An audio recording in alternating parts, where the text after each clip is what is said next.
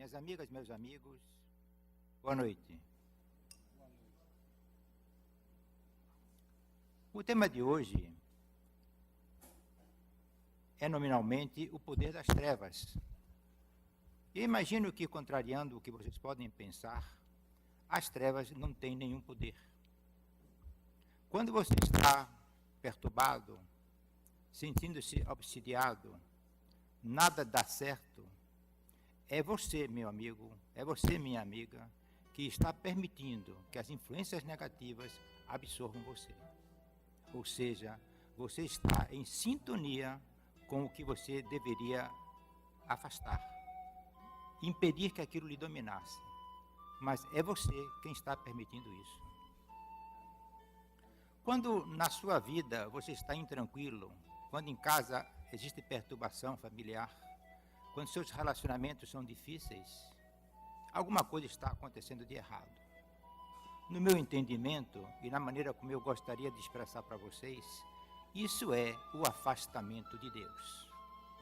Deus é luz, Deus é paz. Onde não existe luz nem paz, é porque Deus não está presente. E quem traz, quem acolhe esse Deus, ou quem afasta esse Deus, é você. Você tenta resolver as coisas pelo seu jeito. Você se acha superior aos problemas que lhe afligem. Mas no fim do dia você analisa e vê que não foi como você queria. Os resultados não são tão convincentes assim. E você junta aquele resto de negatividade para o dia seguinte. Dorme mal, briga em casa, se desentende com os amigos, com os colegas. E vai levando uma vida empurrando problema e mais problema. Aí você faz assim. Tudo bem, eu já tenho a solução. Quarta-feira é dia de desobsessão no Harmonia. Eu vou para lá, tomo um passe, tiro toda essa perturbação, vou para casa tranquilo. Você vem, toma seu passe, mas sai meio duvidoso. E será que realmente melhorou, não melhorou? Bom, não tem importância. Para a semana tem outra quarta-feira. Eu vou lá novamente e tomo outro passe. Ou seja, você tenta resolver os problemas por você próprio. Você diz, sim, mas eu tenho fé em Deus. Você não tem fé em Deus, você diz que tem fé em Deus. Você desacredita de Deus, porque nas suas perturbações, em instante algum, você se lembrou de Deus. Você fala, reclama, insulta, culpa, mas você não para lembrar de que você é um ser espiritual. E você precisa alimentar o seu espírito. E a alimentação do espírito é a sua convivência com Deus. O que é conviver com Deus? É perceber de que você não faz nada sozinho. O Evangelho está cheio dessas mensagens. Eu estarei convosco todo o tempo. Mas nós esquecemos isso. E queremos no tapa e na força resolver os problemas. Vem a perturbação, vem a agonia, e vem tudo aquilo que nós não estamos desejando, mas que carregamos. Inconscientemente, somos os autores daquilo que nós próprios estamos vivendo. Existem 5 meses, há 5 meses passados, eu fiz uma cirurgia na coluna. Eu gostaria de transmitir a vocês a experiência que eu vivi. Não é contar a história de João ou de Pedro, é contar a minha própria história. Desde jovem, eu sinto dores na coluna. Fiz alguns exercícios, algumas orientações médicas, melhorei um pouco fazendo natação e exercitando a musculatura das costas. Mas isso me permitiu viver até os últimos meses.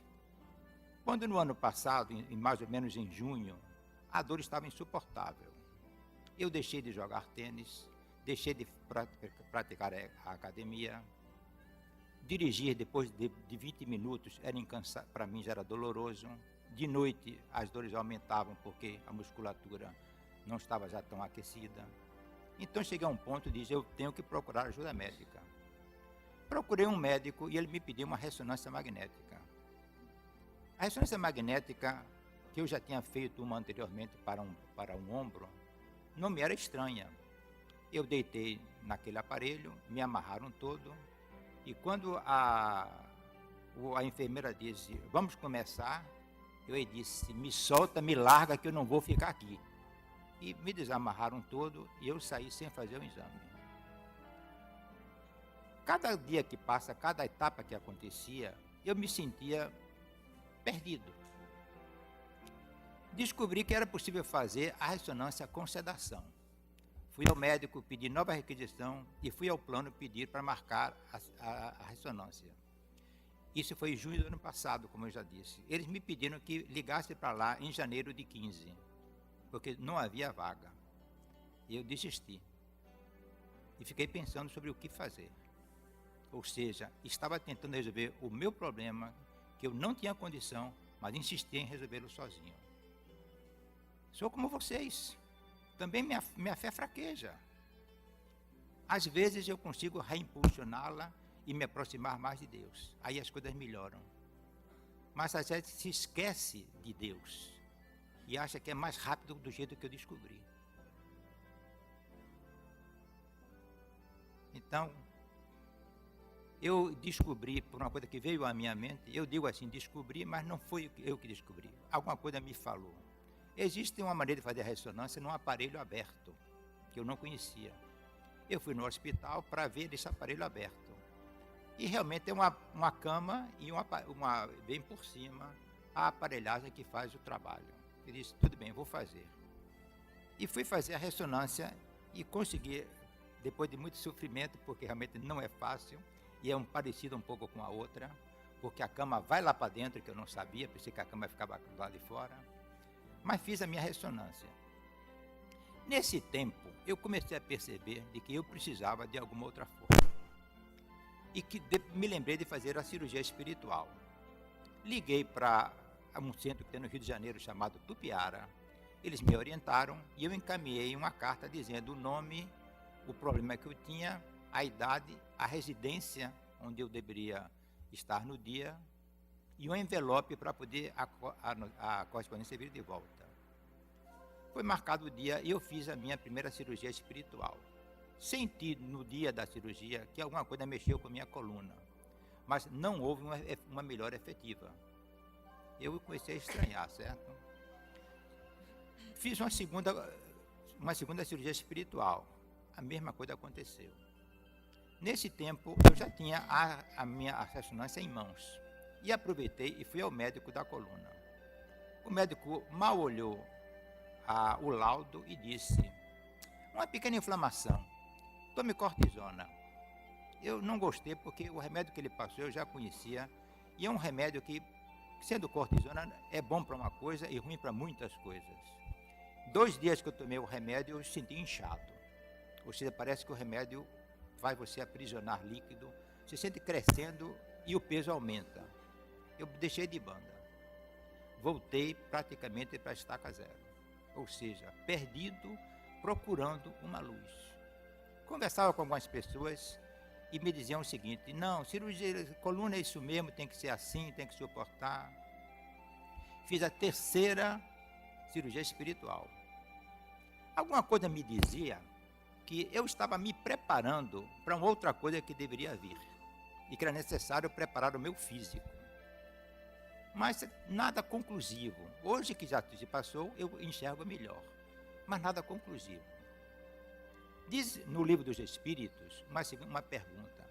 Os espíritos influenciam sua vida? A resposta é muito mais do que você imagina. A gente pensa que o acaso existe, mas o acaso não existe. Tudo o que ocorre em nossa vida é enviado espiritualmente de algum modo.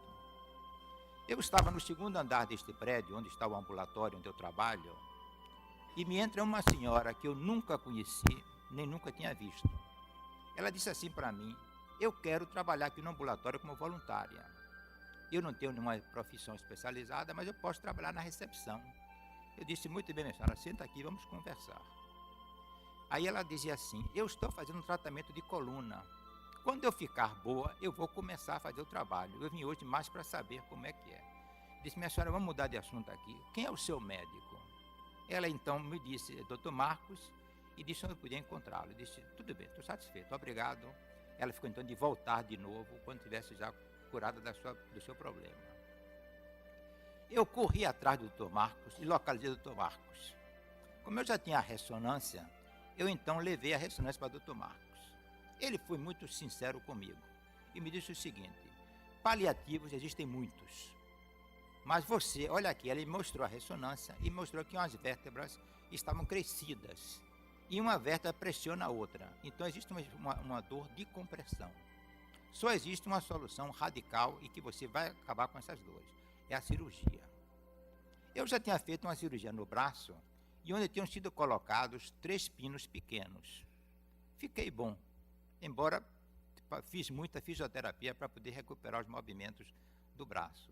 Ele me disse: a cirurgia, a gente vai abrir a vértebra, vai descomprimir, e se eu fechar logo depois o corte, o que é que vai acontecer? Você poderá perder o equilíbrio. Para não perder o equilíbrio e dar firmeza a essas vértebras cortadas, nós vamos colocar uns parafusinhos, olha a expressão aí, uns parafusinhos de cada lado e prender para dar fixação. Como eu já tinha os meus pinos, eu disse: bom, mais um parafuso e menos um parafuso, e o parafuso é de titânio, se não me engano, ou melhor ainda, que vou ficar mais valioso. Mas me animei. Lembrem uma coisa, e eu quero deixar que vocês acompanhem o meu raciocínio, e me desculpem se eu não estou sendo claro nisso. No tempo que eu estava aguardando uma luz, que começou a clarear com o nome desse médico, eu fazia uma oração assim: o infinito poder curador de Jesus cura minha coluna, segundo a vontade do Pai. O infinito poder curador de Jesus cura minha coluna, segundo a vontade do Pai. Como vai ser feito, eu não sei, mas é problema dele. Eu comecei realmente a ativar a minha conduta espiritual e procurando a minha aproximação com Deus. Deus é o melhor cirurgião de todos que podem existir. Jesus disse claramente: eu vim para os doentes, os enfermos. Então eu fui ao médico e tomei a decisão com uma relativa facilidade e me animei muito. Vou para a cirurgia.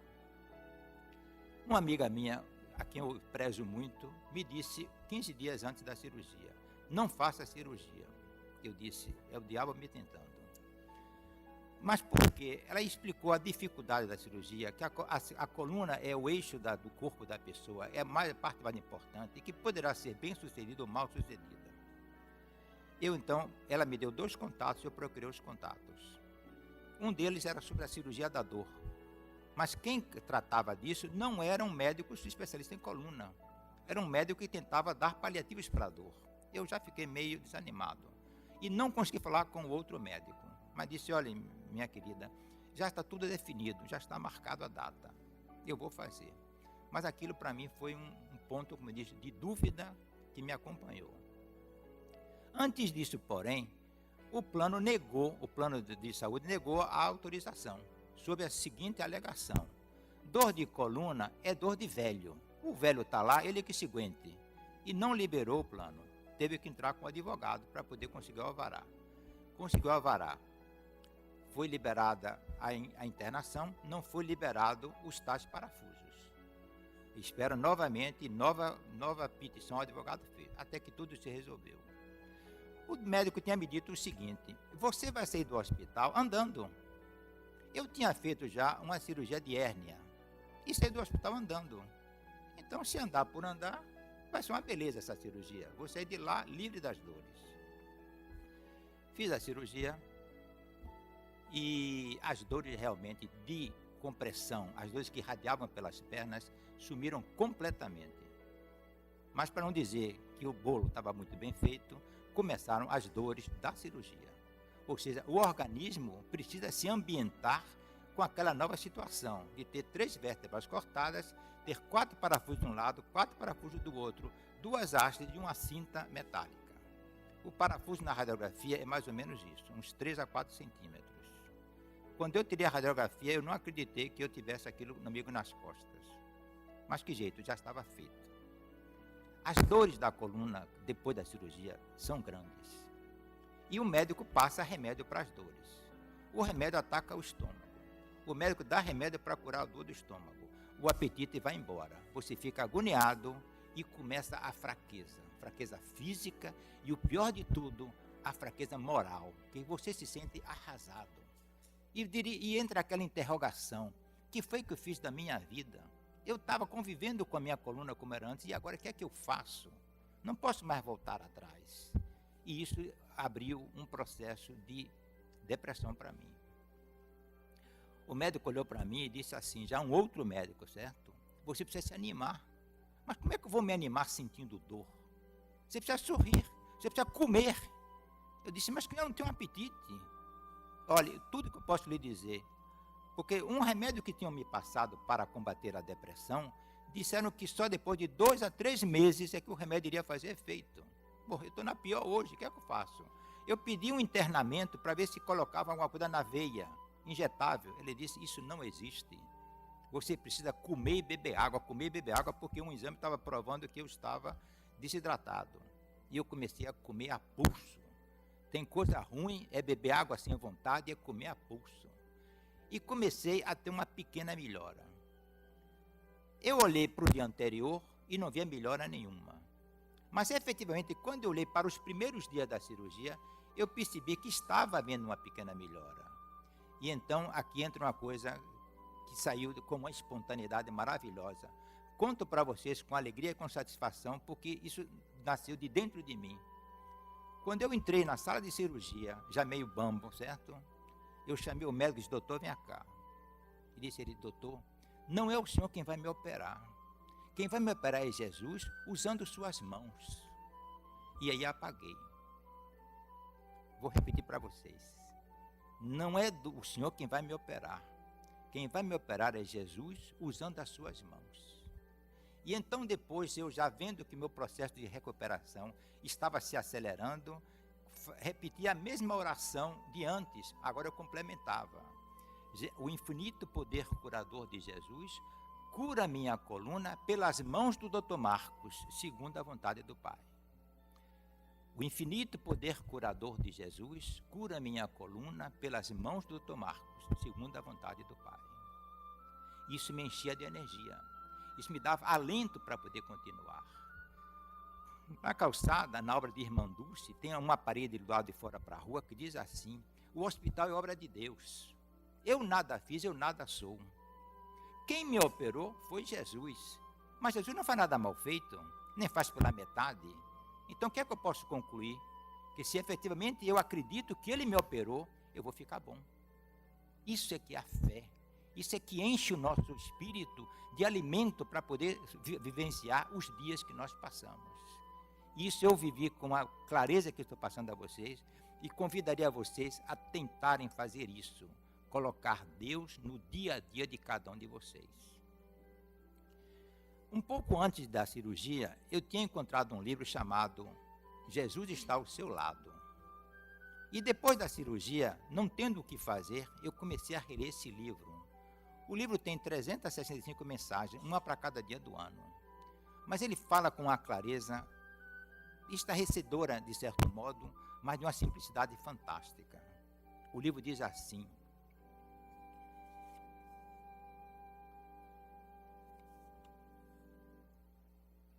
eu criei você para você depender de mim, pois sem mim você não pode fazer nada.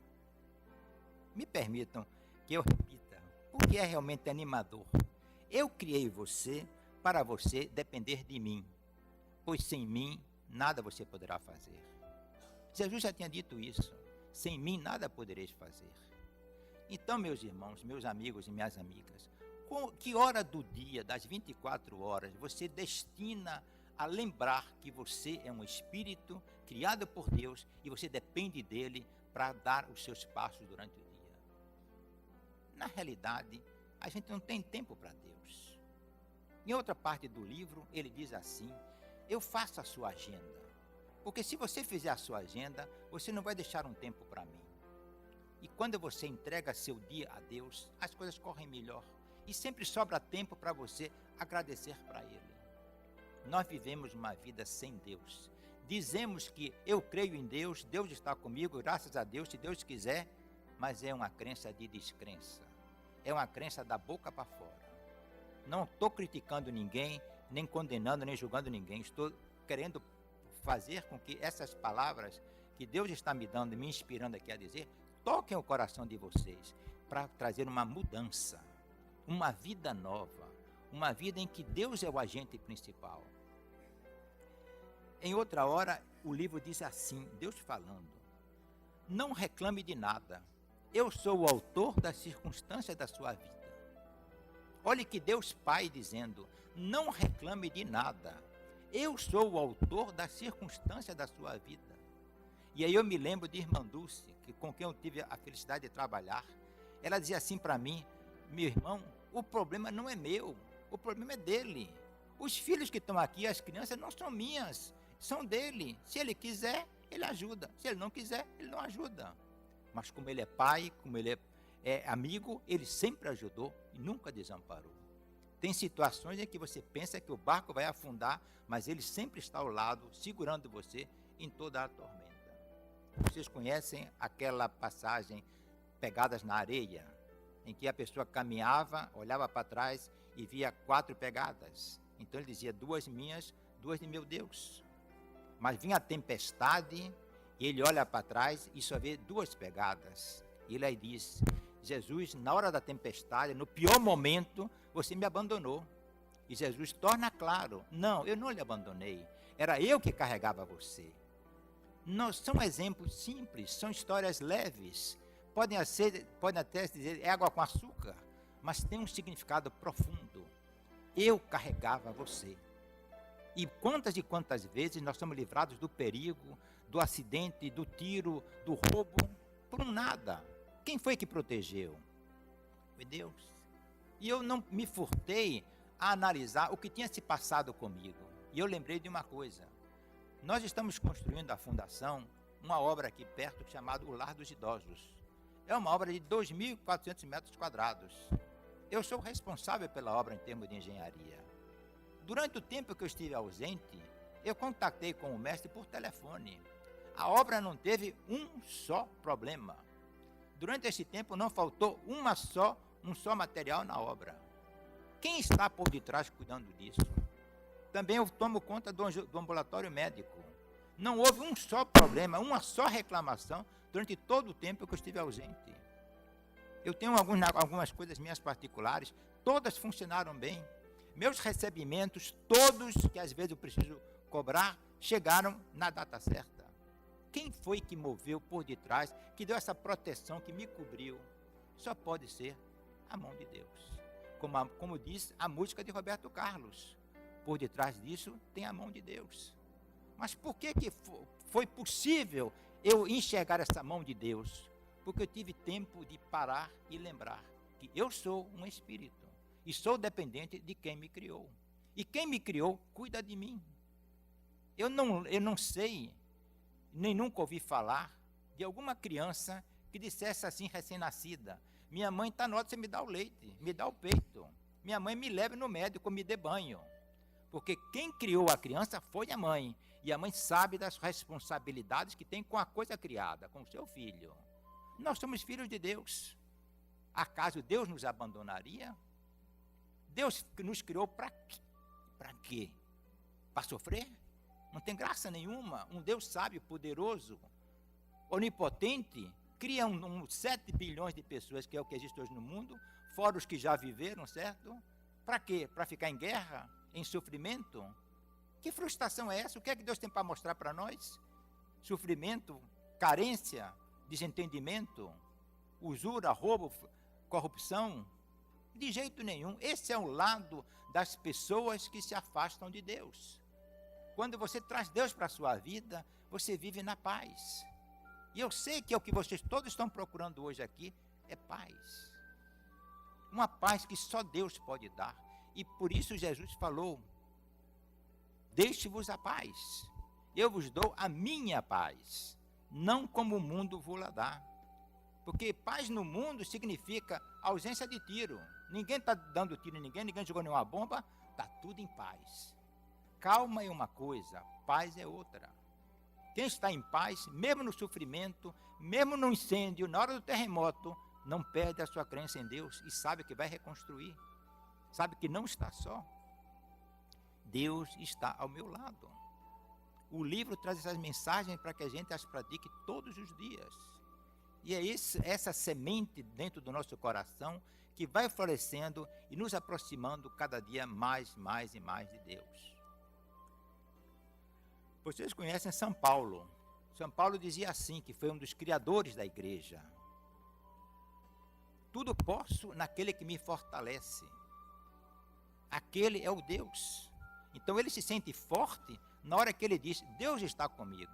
E é tão íntima a ligação de Paulo com Deus, que ele volta a dizer adiante, já não sou eu quem existo, é Deus quem vive em mim. Mas como Paulo falou, nós podemos praticar também. Praticar a presença de Deus. Quando eu acordo, eu digo, meu Deus, obrigado pelo meu dia. A agenda de hoje é sua. Aconteça o que acontecer, é você quem está no comando. Então eu fico despreocupado, não fico ansioso. Eu tenho paz. A paz que eu tenho vem de Deus. E todos vocês que estão aqui presentes, todos vocês que estão obsidiados, em princípio não precisariam tomar passe nenhum. Porque quando você se concentra e traz Deus para o seu coração, para os seus pensamentos, a energia negativa vai embora. O que acontece com vocês é que vocês não praticam, e quando não praticam, vêm pedir ajuda dos médiuns. Nada demais, nada errado, é um caminho. Mas se você quer realmente ter Deus com você, é função de você e seus pensamentos, de você e seu coração. Quantos de nós temos o coração duro? Quantos de nós somos birrentos, encrenqueiros, exigentes até com a gente mesmo, certo? Eu não vou ceder. E tenta levando uma vida de insatisfação, uma vida que não tem graça nenhuma. Você pode analisar assim, eu gostaria de tirar na loteria, eu gostaria de ganhar um carro novo, eu gostaria de ter uma vida maravilhosa. Irmã Dulce volta a citar, porque é uma referência para mim, dizia, não peça nada a Deus, você não sabe o que é bom para você. É bom ganhar um carro? Quantas pessoas já ganharam um carro, principalmente filhos, batem o carro e quebram a cara? Quantas crianças já ganharam o skate, que era tão pedido, tão desejado, ganha o skate e quebra a cara? E quantos ganharam na loteria e perderam? E ficaram em situação pior do que antes de ganhar? Eu me lembro que uma vez na televisão, na tal televisão que todo mundo acredita, o sujeito que não tinha dentes nessa parte frontal disse assim para o repórter, doutor, o senhor me acredita? Ele tinha ganho na loteria. Doutor, o senhor me acredite, até minha mãe me roubou. Que sentido tem a gente pensar ou depositar no dinheiro a nossa felicidade? Ou nas coisas boas, enquanto eu não conseguir fazer aquele negócio, aquela obra, enquanto não comprar aquilo, enquanto não decidir aquele negócio, daí eu não vou ser feliz. Enquanto não conquistar aquela mulher, não vou ser feliz. Ou aquele príncipe. Não é por aí que nós podemos trabalhar, porque esse é um mundo construído pelo homem e um mundo tangível. O mundo de Deus é um mundo intangível. É um mundo que você não pega, mas que você sente. Eu nunca vi Deus, não sei que tamanho ele é, que cor ele tem, mas eu sinto a presença dele. Eu estou em paz. Mas não sou eu que tenho essa vantagem sobre vocês. É ele próprio quem disse, eu estarei convosco todos os dias. Então, entre em contato com ele. No livro diz assim, não gosto dos prepotentes, eu gosto dos fracos, porque os fracos me procuram.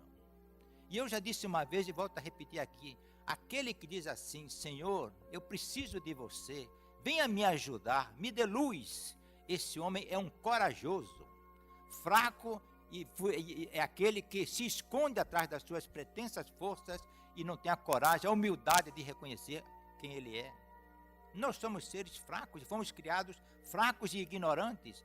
Para quê? Para que durante a nossa encarnação a gente preenchesse o nosso coração com Deus. Nossas fraquezas fossem substituídas por atitudes de apelo a Deus. Mas não é um apelo a um Deus que faz tudo, não. É apelo a um Deus que dá luz, que lhe conduz, que lhe orienta. E você aceite essa condição. Você tem que dizer realmente, Ele é quem me conduz. Eu fui hoje de manhã na Embasa, no saque. Saí de casa 6h30 da manhã para chegar 7 e pouco no saque. É a 5ª vez que eu vou no saque. E não resolvi o problema da Embasa. Porque agora me disseram que tenho que fazer uma carta para anexar o processo. Mas precisa ir lá 5 vezes para dizer isso para mim? Eu poderia sair de lá irritadíssimo e passar um dia agoniado e descarregando nos outros a minha irritação. O que foi que eu disse? Deus sabe o que faz, Ele me guia. Sexta-feira de manhã eu vou levar a carta e vou na alegria e na paz. Agora eu perdi quase 2 horas com isso. Acontece o quê? O dia de hoje deu para fazer tudo o que tem que fazer, porque Ele está no comando, Ele está orientando. E nós não temos essa tranquilidade, essa paz de perceber de que quem comanda o nosso barco é Jesus. É o Deus interior. Chame do nome que você quiser chamar, mas é essa energia que lhe move, quem lhe conduz. Nós somos espíritos. Verifique uma coisa que você pode fazer sozinho em sua casa. Quem é você daqui a 100 anos? Você não será mais nem pai, nem amigo, nem filho, nem proprietário, nem herdeiro, nem governador, nem presidente, nem funcionário. Você não será nada. Nada. Então, você veio ao mundo, viveu uma vida de trabalho pra caramba, suou pra lá. O que aconteceu? Nada. Foi tudo por água abaixo. Então, Deus me criou para uma vida inútil, uma vida sem sentido? Não pode ser. Nós somos espíritos. O espírito fala mais alto. Se eu me prendesse unicamente à cirurgia do médico, poderia ter dado tudo errado. Mas eu sabia que eu não estava só. Foi duro, como eu ainda hoje tenho dores, mas perceba que com os exercícios que estou fazendo, tudo está melhorando. Eu disse outro dia para minha fisioterapeuta: doutora, tem uma notícia ótima para você. Ela quer saber, quer acompanhar o meu progresso. Eu disse: olha, eu consegui vestir minha calça em pé, porque até pouco tempo atrás eu tinha que me sentar para poder vestir a calça. Se eu posso vestir em pé, eu faço uma pequena curvatura com as costas e consigo me vestir. São progressos. Mas quem está atrás de tudo isso? O meu Deus, aquele que fez a minha cirurgia. E a Ele eu agradeço todos os dias. Mas eu dizia assim, segundo a vontade do Pai. Não fui eu quem escolhi esse caminho. O meu caminho seria aquele da cirurgia anterior. Saí do hospital andando, já sem dor. Mas foi diferente. Eu aprendi muito com essa cirurgia. Eu vivi muito uma experiência fabulosa. Quando eu era menor, eu estudava no Colégio Maristas. E o Colégio Marista ainda era, os padres eram os professores. E eles me ensinaram a temer Deus. Olha o que eles me ensinaram, a temer Deus. Ou seja, ter medo de Deus. Porque Deus era um ser poderoso, que tinha uma espada muito grande e que tinha uma relação monstruosa de não pode, não pode, não pode, é pecado, vai para o inferno, e etc, etc. Esse Deus me acompanhou durante muitos anos, mas eu vi que aquilo não era a solução. Eu não posso ver uma flor e dizer, Deus é um sujeito ingrato, Deus é um exigente com a sua espada. Se Ele cria uma flor, que é um retrato de docilidade, de alegria, de perfeição, certo? Ele não vai ter uma conta dessa comigo. E lá para meus 40 e poucos anos, eu descobri que Deus é um amigo. Mas um amigo que às vezes não tinha tempo para mim. Um amigo que às vezes não sabia como resolver meu problema. Mas eu ainda continuava buscando um Deus que me acolhesse. Hoje eu tenho 69 anos e digo a vocês que de um ano para cá, a minha mudança em relação a Deus é como se fosse dar água para o vinho. Eu hoje sei que existe um Deus dentro de mim que primeiramente me conduz.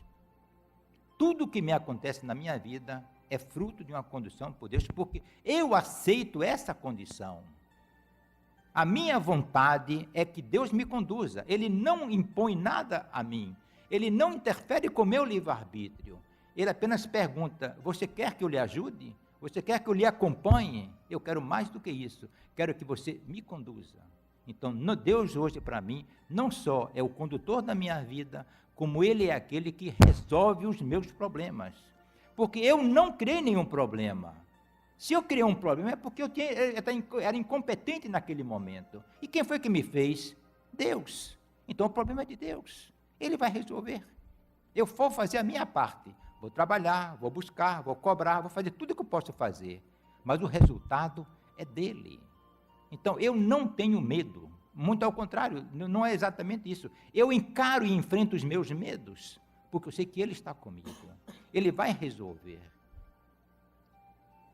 Eu tenho um filho e uma filha, e tenho procurado transmitir a ele essas mensagens. Embora é muito diferente o que eu sinto, o que eu conheço, o que eu sei, do que eles sabem. Eles são mais novos do que eu, naturalmente, embora estão no meio caminho da vida, já com 40, perto de 40 anos. Mas eles não têm a sensibilidade que eu tenho nesse aspecto, porque foi conseguida através dos anos e dos sofrimentos e dos tropeços.